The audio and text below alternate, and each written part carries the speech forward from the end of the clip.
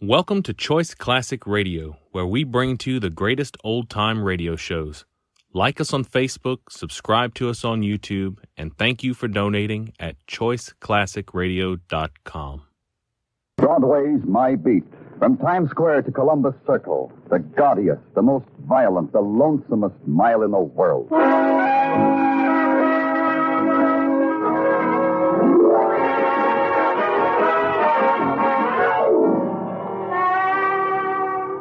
Broadway's My Beat, with Larry Thor as Detective Danny Clover.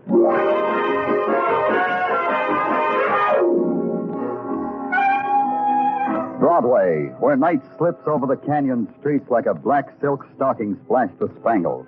Then it's a flashy showgirl on an after-theater date. But during the day, it wears a sleazy house dress, no makeup on its face, and stands on a street corner screaming. Day or night, it wears any face you're looking for. And it's My Beat.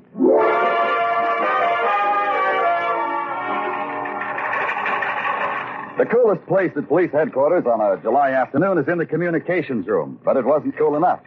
Sergeant Tartaglia and I were taking turns standing under the fan. It was my turn.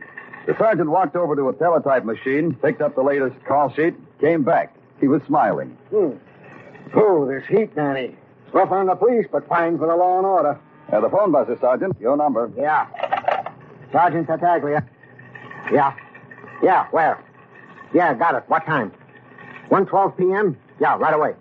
What are you up, Sergeant? It was too good to last. 30 call. Homicide. Be with you in a second, Danny. Okay. Commissioner, Sergeant Tartaglia. Reporting a homicide, sir. Dodge Theater on 46th Street, Vaudeville House. Yes, sir, a performer. Right. Sergeant Tartaglia speaking. Put this on the wires. Special to squad cars 19, 22, and 69. Special to homicide. Special to chief of detectives. To special detail. Hey, wait a minute. Now, that's you, Danny. Got it? Dodge Theater, 30 call. Performer murdered, right? Right. You squad car 47. See you. Yeah. Okay. Back to you. Special to technical research laboratory. Special to coroner. To ballistics.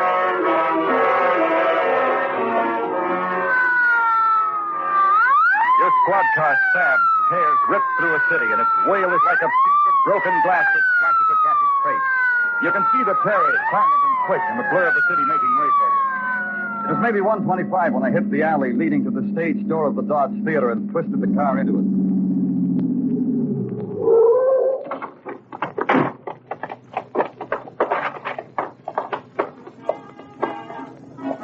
It must have been a comedy act playing in front of the heavy and stained velvet curtains. The laughter and the music from the orchestra pit cut through from the front of the theater and washed against a wall of grim and blank faces backstage. Under the naked yellow glare of a single stage work light lay a man in a glittering sequin-covered suit of tights. He lay there like some muscular statue torn from its pedestal. But the web of blood told you it was a lie.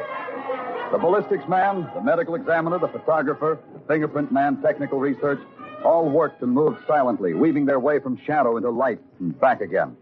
Then out of the shadows, a dapper little guy named Georgie walked over to me. Danny, am I glad to see you? Hi, Georgie. How are you? These other guys, your colleagues, they're cold, very, very cold. But you're warm and friendly. Yeah, it's a hot day, isn't it, Georgie? Oh, you think so, Danny? I keep telling these guys in the front office, the air conditioning in this theater, oh, boy, it's a lie, a fable, an illusion. Rough on a house manager, huh, Georgie? No air conditioning. Now, this... You're so right, Danny. How will it look on the report when I tell the front office there was a murder act in the theater and I didn't even give it billing? Bad joke, huh, Danny? You told me better ones. Now, tell me about the man, Georgie. The, dead one? The dead one. Who? What? Maybe why? Who? He was an athlete from Vienna. He was an acrobat. His name was Prokosh, Otto Prokosh. And he was an athlete of muscle and steel. A filthy, rotten brain and a nice, clean body. No, that brings us to why. I had a reason why. Do you want to hear my reason, Danny? You lay yourself wide open that way, Georgie. Doesn't matter. I don't believe in wasting time. This I understand from having once been an usher at the Roxy. Shall I write it down? If you want to. This dead Adonis, this murdered Achilles, this filth called Otto, making tempting noises into the ears of my wife. You don't have to answer this one if you don't want it, Georgie. Did she listen? My wife? Ruth? That you'll have to ask her herself. You'll find her in dressing room 6 right up those stairs. I'll ask her later. Now tell me how it happened. This I wouldn't know. I was in the front office counting the house, the way a manager should. Oh? Yes, Danny, yes. And you can check on it, too. Yeah, and I will, George. Danny, you'll have to excuse me a minute. Say, has anybody seen Lee Emery come in? Has anybody seen Lee?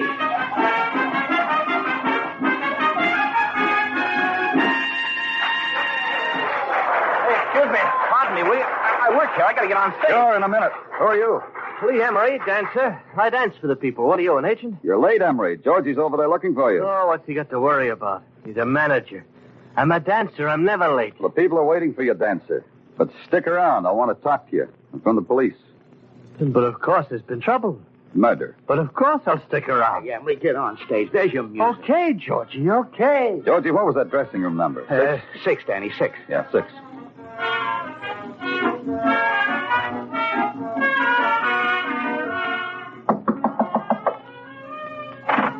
Yeah, what do you... No autographs, please. I'm Danny Clover, police. Looking for Ruth Houston. Georgie said she'd be here. Well, Georgie always knows where Ruth is, doesn't he, Ruth? He always knows. Except he finds it tough to keep up with a fast package like I. Pay no attention to Shelley, Mr. Clover. Shelley's a comic. He makes jokes. Shelley Sheldon. I've seen you. Oh, you've lived.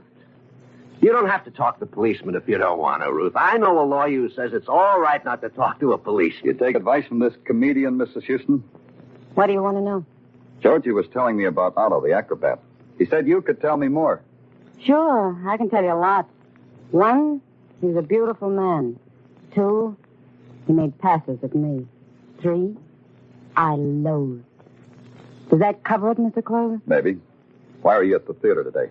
I come down every day. I love vaudeville. Maybe it's because I make you laugh, huh, Ruthie? Girl needs a man who makes her laugh. And I'm the best. How did you feel about Otto, Mr. Sheldon? Shelley, call me Shelley. Murder makes us all friends, doesn't it, Danny boy? Keep it formal. My suspects usually call me Lieutenant. Well, Lieutenant, I'll tell you about Otto. I hated his guts. He was egotistical, vain, selfish, arrogant, snobbish. He loved himself. No, the kind of a guy I mean.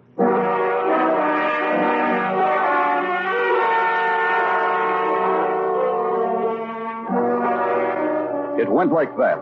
Vaudeville actors are just like any other people. They're scared. They're cooperative. They're uncooperative, depending upon their attitude toward policemen and their own conscience. The agile little dancer named Lee Emery was different. I interviewed him in his dressing room. It was like no interview I ever had before. Lee Emery danced through it, kind of weird, soft shoe ballet to the music of a battered phonograph. It was as if he were a grotesque puppet on strings, and the strings were dangled from some place of strangeness in his brain. I had to blink. Does it bother you? My dancing, Lieutenant Clover? Clover. Clover. Thanks. That's interesting music you're dancing to. Interesting? Is it? That's interesting. Why is it interesting, Lieutenant? The music you danced to on stage earlier. Oh, I'm pleased. It struck you. You remember me as an artist. When it was played in a different tempo, faster. And now as a blues. Hey, watch.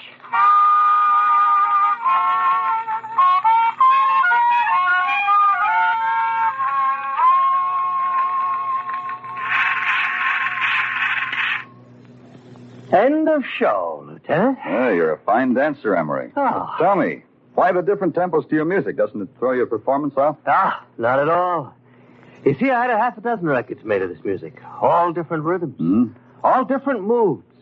Before each performance, I practice the one I shall do. Depends on my feeling at that moment. Oh, you don't feel good now, huh? Oh, Lieutenant, I'm in love with the world. Last night I took a walk in the Bowery. I talked with the poor, sodden fragments of humanity who people it. Now I am disenchanted.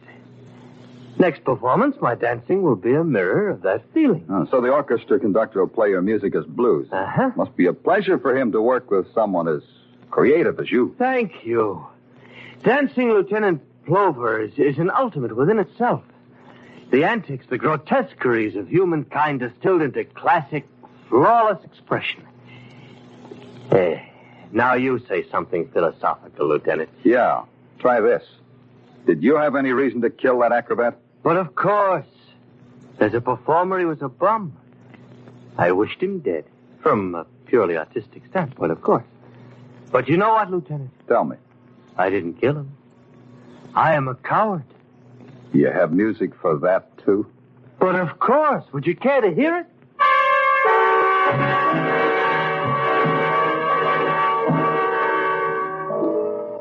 I didn't care to. Emery looked at me sadly, bowed, and I made an exit. The next morning at headquarters, the reports came in. Ballistics said the bullet had been fired through a silencer on a .38 frame. Had entered the acrobat's shoulders with a downward passage. The shot had come from backstage, from somewhere high in the wings where peeling sets of scenery hung. Coroner's report, death was instantaneous. The solution of murder almost never is. I thumbed Sergeant Tartaglia out of the way and took my turn under the fan. That murder at the theater, Danny. A toughie, huh? Yeah, I don't know. It's too early to tell. Suspects? Any of them? Goes like this, Sergeant. House manager Georgie Houston hated the acrobat because the acrobat made grand passes at his wife, Ruth. No, jealousy's a good, sound, substantial motive, I always say. Yeah, I always say it's 100% motive. The modest comic, Shelley Sheldon, he likes Ruth, too. Another 100% motive. Lieutenant Clover speaking. Lieutenant, I told you. Who is this? Lee Emery. I told you I was a coward, Lieutenant. So? A man. He was standing across the street for the last hour. What man? What are you talking about? Listen to me. I don't know what man. He was watching the window of my room, and just a minute ago he walked into this hotel. Lieutenant. Yeah, I'm listening. Lieutenant, there's someone opening the door. Lieutenant! Emery!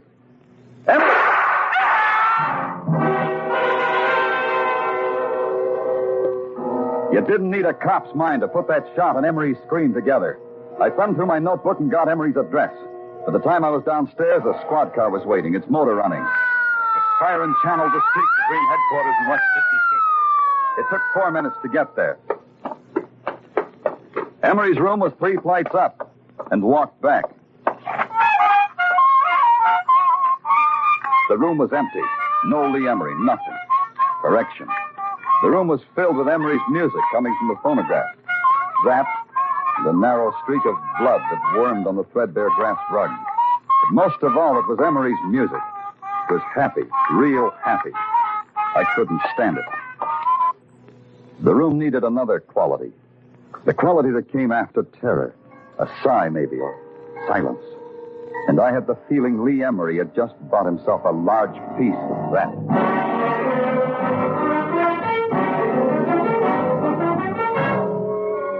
You are listening to Broadway's My Beat with Larry Thor as Detective Danny Clover.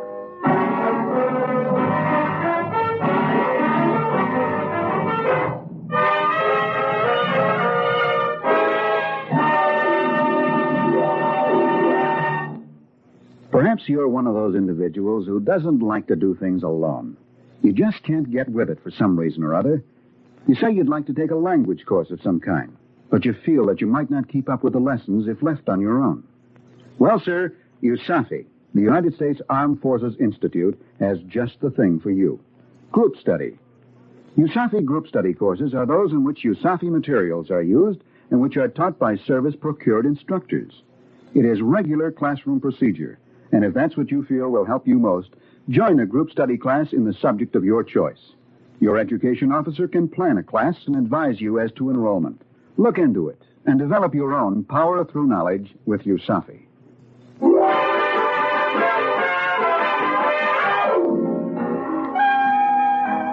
Broadway is a place that can get happy about a lot of things. A cat in a tree, a wrestler with curls who scents the ring with perfume, even by a swami who predicts the world is coming to an end by high noon tomorrow. Right now, the current happiness was touched off by a rumor that vaudeville was coming back. But I had proof positive that it was dying all over again. Item, a dead acrobat shot while opening the bill at the Dodge Theater. Item, a terrified hoofer named Lee Emery, who left only an afterimage of blood and music. Item, I had work to do. Work was routine. I called headquarters, told them to send out a missing person call on Emery, told them where I was going, and went. When I got backstage, the Dodge Theater was making ready to put on its false face for the first batch of customers. Ruth Houston was standing against a backdrop, considering the lighted end of a cigarette. When she saw me, she looked as if she could do without me. Hello, Lieutenant. You want to see me? Does that make it any worse, Mrs. Houston? Frankly, Lieutenant, there comes a time in every woman's life when she doesn't feel like talking to the police. Now's the precise instant, huh? It's like this, Lieutenant. I'm being sad. I'm being sad about a lot of things. Each one takes time. Yeah. But I'm afraid I'll have to interrupt the emotion. What's making you sad, Mrs. Houston? This whole thing will just wreck him. This thing of Otto's murder. Wreck who? My husband, Georgie. He had a good thing here at the Dodge. He was just going good. You get sad about Otto? I can do that, too. Otto thought he could beckon to a woman by flexing a bicep.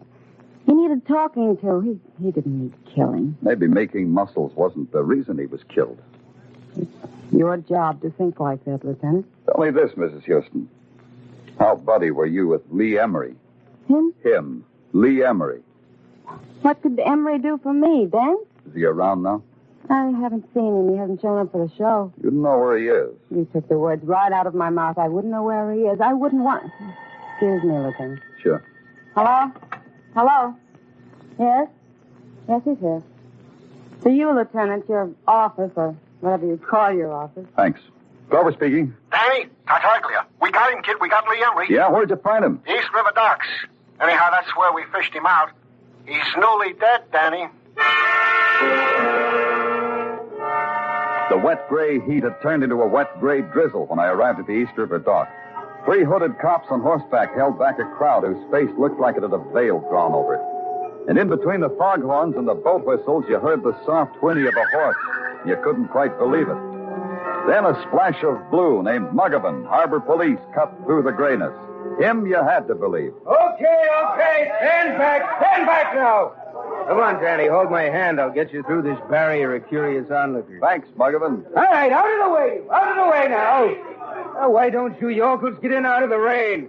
Ain't you heard the song? It's wet outside. That's a great act, Muggavan. Danny, it builds. From hatred to love, the surly sneers of the mob become smiles of pleasure when I'm through molding their emotions. When you get a chance, mold me a ham sandwich, Muggavan, on rye. Huh? You mean right now? No, not now. Now just tell me about him. Well, it's like you see, Danny. First they shot him in the face, twice. From up close, then they threw him in the river. How long did you say he was in the river? Not long, Danny. Just long enough to wash him clean. Yeah. Anything on him? Yeah. This wallet and these papers, Social Security card issued to Lee Emery. Maryland driver's license made out to Lee Emery. Description, as stated, adds up to Lee Emery. Except for complexion and color of eyes. That, naturally, we can't tell. And this initial ring with the initials L.E., that spells Lee Emery. Yeah, I've seen the ring. Do something for me, Muggavan. Sure. You still want that sandwich, Danny? Call headquarters for me. Have them pick up Georgie Houston, his wife, Ruth Houston, and a funny boy named Shelley Sheldon. Sheldon? Oh, he's very funny. I get a lot of my material from him. Have them meet me at the morgue. I want them to identify a body.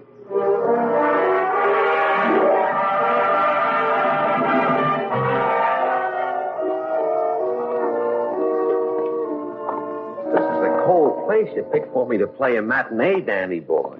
How do I get yaks in a morgue? I wouldn't know, comedian. You work it out. You know, this hole reminds me of a theater I once played in Des Moines. Same type atmosphere, same type audience reaction. I was making with bombs, and those hasties just lay there like these stiffs. Shut up, Shelley, shut up. Haven't you got any respect? What's the matter, Georgie? The silent dead make you nervous? No, Shelley, they bring me peace. That's why I give them respect. Oh. Danny, why did you bring us up here? I want you to identify a body that was washed up in the East River. Anybody we know? That's a good question. Here we are. Oh, the figure is familiar, but the face... What am I saying? What face? What do you say, Georgie? The suit. Yeah, I recognize the suit. It's exactly the same type suit Lee Emery wore every day of his life. He had it made in pairs. He always said if you found something that made you feel good, why change it? Is that Lee Emery, Danny? Shelley, is this Lee Emery? Yeah. How do you know? The shoes, they're a dancer's shoes, soft shoe type shoes, the kind of shoes a dancer like Lee Emery wears when he's doing soft shoe type dancing. Do I make it clear, Danny boy? Well, now, I lived without you. Do you recognize this ring? Yeah, Danny. That's Lee's ring, all right. He hocked it with me once when he needed some dough. All right. That's so. You mean we can go now, Danny? Yeah, you can go back to the theater, Georgie. They'll need you. Now, wait a minute, Danny boy. It's not that easy. I've got a twist. I'd like to ask you some questions. I thought you'd have some. I'll try to answer them, Mr. Sheldon. Lee Emery, the boy in the box, He was murdered, huh? We think so, Mr. Sheldon. That means you suspect that maybe Georgie or me murdered him. Could be, Mr. Sheldon. This is the snapper, policeman. What makes me rate so high in your favor? There are others who were involved with Lee Emery. Like who, Mr. Like Sheldon? any of the other people at the Dodge Theater. Like Ruthie, the wife of Georgie. Why, you lot Take your hand. Hold it, Georgie. I'd like to answer, Mr. Sheldon. The cop, Mr. Sheldon, looks for motive. A good motive for killing the boy in there would be that he knew who killed Otto, the acrobat. That could be you, Georgie, or Ruth. By the way, Georgie, where is Ruth? I've been waiting for you to tell me why she isn't here. Why, she was at the theater last time I saw her. Why? She's not there anymore, Georgie. The boys upstairs tell me she's not anywhere. Maybe you can help the boys upstairs, Georgie. Danny, you mean you can't find her? You mean the whole police department can't find her?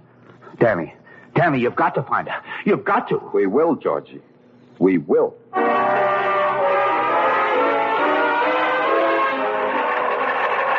Here you are, Sergeant. Send this call out over the intercom right away. Yeah, Danny. Attention, all cars. Attention, all cars. 3:25 p.m. Pick up Ruth Houston. Ruth Houston. She is 5 feet 4 inches tall. Weight about 121. She has black hair. Black hair, dark brown eyes, attractive. Maybe in the company of a man, maybe carrying suitcase. Check bus, rail, and plane terminals. Urgent. Get the squad car moving, Joe. Grand Central. Yeah.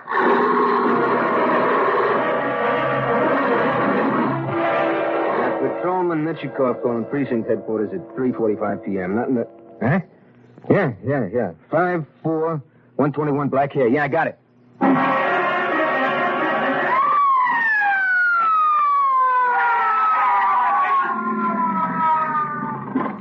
But, officer, that was a green light I just went through. I'm sure that was a green light. Yeah, I know. Okay, you can go. I don't understand that. Now you say I can go. Why? Because your eyes aren't brown.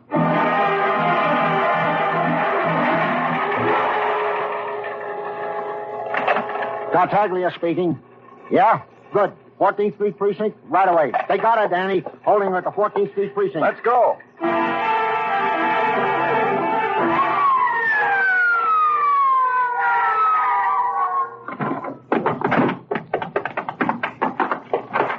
Hello, officer. Where is she? In there with the matron. Nice work, fellow. There she is, Danny. You can go home, miss. You're not the right Ruth Houston.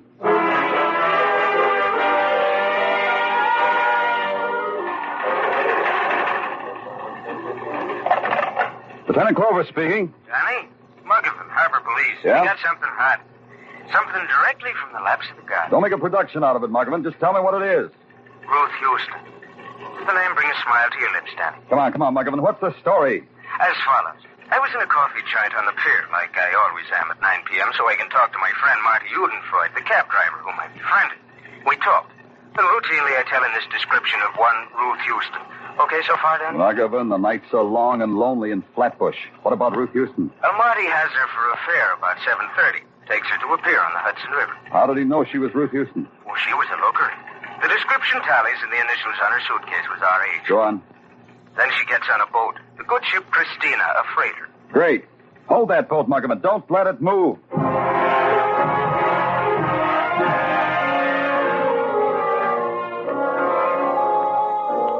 I hope you have good reason to delay the voyage of the Christina. What can we do for you, Lieutenant? Now, just tell me where to find the girl who looks like this picture. Show it to him, Muggavan. Here she is, Captain. A princess.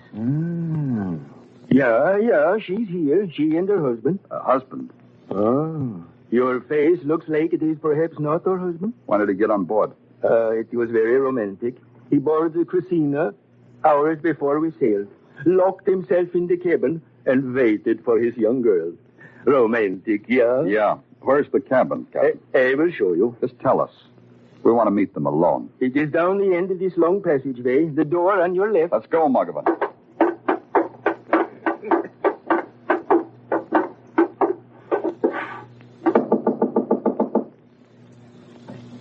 Who is it?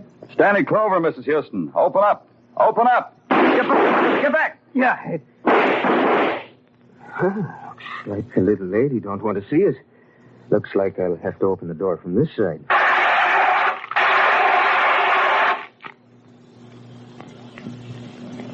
I think now it's okay for us to enter, Danny. Yeah. I hurt her, Danny. Let me see. Yeah, it's not too bad. Go get the captain. He'll know what to do. Yeah. I wasn't wrong. Phonograph. Some records. All right, Emery. Come out. I know you're here. Sure, Lieutenant Clover. I was coming anyway. That music attracts me. I thought it would. You okay? Sure. I ducked into the washroom when you started shooting back. Ruth's hurt, though, isn't she? Yeah. I'll take your gun. Here. You're clever, Lieutenant Clover. You're an artist. Only because you made a mistake. Play me my mistake. You shot that man's face away. At least more than just that trickle of blood you arranged in your room. But you know about things like that, Emery. Who was he? There was nothing. An absolute nothing. A zero. An empty circle. I knew you'd figure it that way. You told me you walked the Bowery for art. You walked it to find a derelict who was the same size, the same build as you. That was his only use, you figured. So you used it. You killed him. You thought I believed you were dead. That leaves Otto, the acrobat. Why should I have killed a useful man like Otto? Ruth being here tells me that, Emery. Otto liked her, too. Competition from a man like Otto frightens two lovers like you. So you killed him. But of course. I said you were an artist. Now, if you'll pardon me, Lieutenant Clover.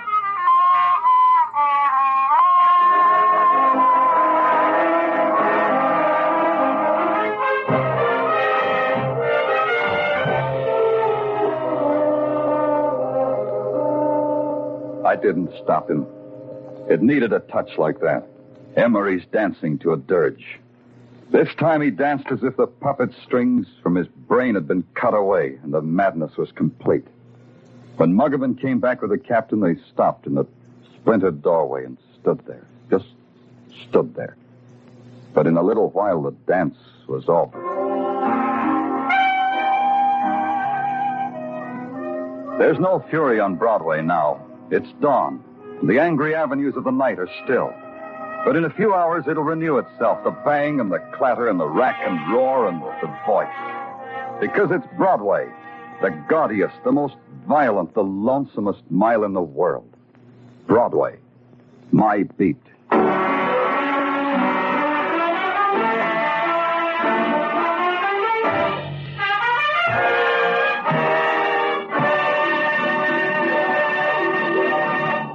Broadway's My Beat, with Larry Thor as Detective Danny Clover, is produced and directed by Gordon T. Hughes, with script by Morton Fine and David Friedkin. Musical direction is by Lud Gluskin.